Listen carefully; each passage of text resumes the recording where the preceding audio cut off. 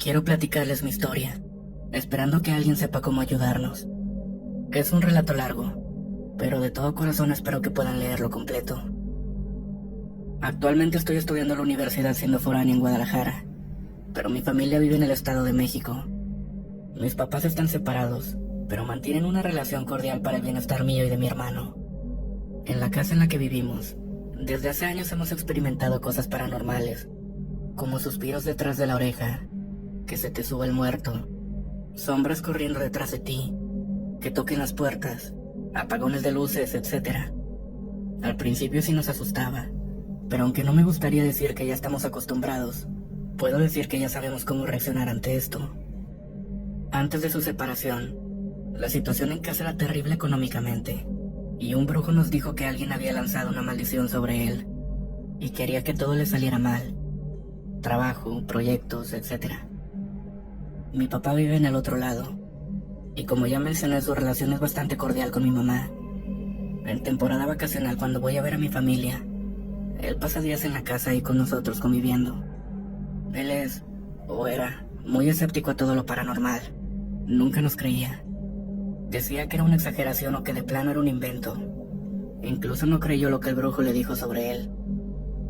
Para no hacer el cuento largo, mi papá visitó a otro brujo y le confirmó la misma historia que ya mencioné, pero que requería una suma alta de dinero para hacerle una limpia. Así que no se hizo.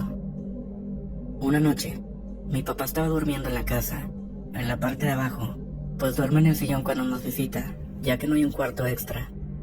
Mi hermano y yo dormimos con las puertas cerradas, pero mi mamá no. Y ella cuenta que ya quedándose a dormir alcanzó a escuchar entre sueños quejidos que venían de abajo. Se puso atenta y siguió el sonido. Era mi papá. Se quejaba de dolor y ella vio desde la escalera que se estaba retorciendo. Enseguida nos gritó: ¡Su papá! ¡Su papá! Y con el corazón a mil salimos corriendo. Pensamos que le estaba dando un infarto. Cuando encendimos la luz, vimos que sus labios estaban morados.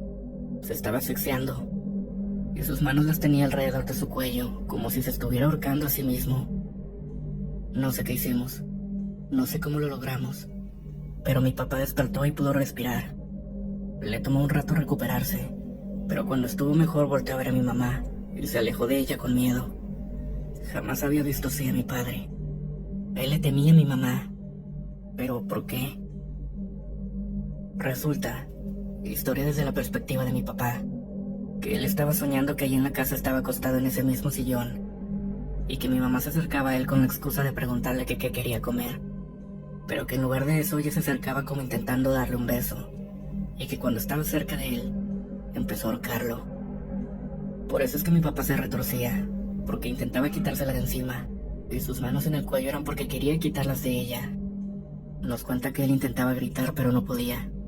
No le salía la voz, y tampoco podía respirar. Él cuenta que mi mamá le decía: hasta aquí llegaste. Cuando terminó de contarnos, mi mamá le dijo que no había sido ella. Todos estábamos dormidos, acostados. Esa noche dormimos todos en el cuarto de mi mamá, pero él aún le tenía miedo.